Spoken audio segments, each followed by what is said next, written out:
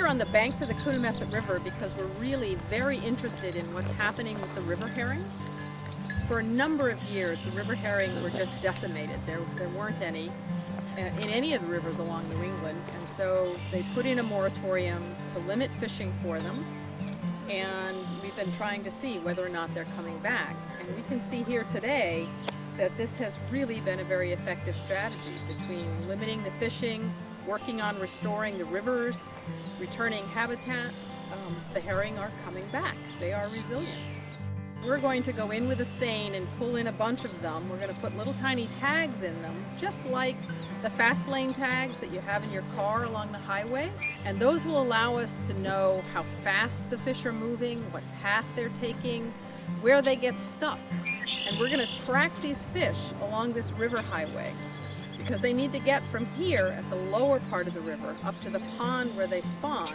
And there's a lot of kind of stuff that's in their way, obstructions, culverts, road crossings, and several different paths they can take to get there.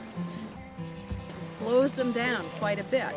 And when they get slowed down like that, because there's no cover along the edge of this particular river, they're much more vulnerable to being eaten by gulls and by ospreys. And so we're trying to do a combination of things to restore the river. One is bring back some of that riparian vegetation, and the other thing is fix up the channel so it doesn't have this green streaming algae in it. That's why one of the reasons why we want to control nitrogen inputs to the rivers and to the estuaries. And we're trying to fix up those blockages so that the fish have a good passage through and protection along the way. And this tagging effort that we're doing is going to help us figure out what are the important places that we need to work on first in the river. We want to fix the entire river, of course, but we need to sort of prioritize what's most important. Where do we start?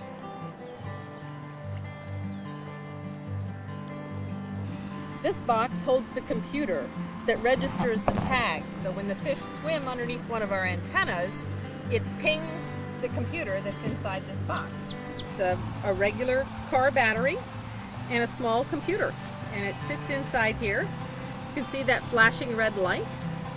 Every time the red light flashes, it means the antenna is looking to see whether there's a fish in the area. And if there were a fish in the area, it would flash green. There's a huge number of fish here, and we don't want to get too many. Right, but we can... So I think we'll just go straight across here and loop in, and we'll get what we get. What I think might be interesting, Charlie, is since we're looking for the blueback, is go ahead and scoop a bunch in, right, and then we'll dip net them out, and if they're the first bunches are alewives, we'll just toss them over, right? So we'll go through them, and I think and actively look for bluebacks. I like it. I like it. Because I'd like to put these 25 tags into bluebacks if they're there. That's our series of 25 tags that we have set up for today. And then we have our scalpels that we'll use to make the incisions.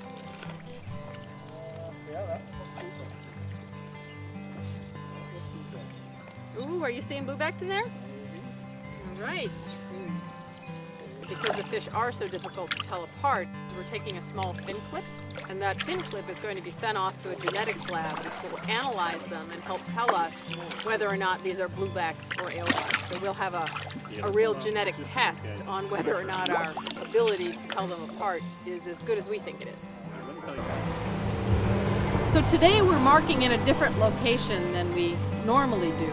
This is called Flax Brook, and it's a little stream that leads up to Flax Pond. We know the fish in this part of the brook want to spawn in that pond because they're trying to get there. But our concern is that the culvert here is old and of a very poor design, and so we think it's blocking them from getting to their spawning location. What we're going to do is tag fish specifically right here and see how many of them can make it through the culvert and how many of them give up, turn around, go back into the main river and spawn somewhere else. This is an alewife male. What I'm doing right now is measuring its length, checking whether it's male or female. We're testing whether it's already been tagged, and then we're going to put a tag into it. There's all kinds of ways for the community to get involved with helping to restore the river and helping the herring. For one thing, you see around you volunteers that are helping to catch the fish and helping to tag them. You can also adopt a herring. By sponsoring one of the fish, you can help support the river restoration and the restoration of the herring run as well. The way you do that is by contacting the Coonamessett River Trust and asking how you can help.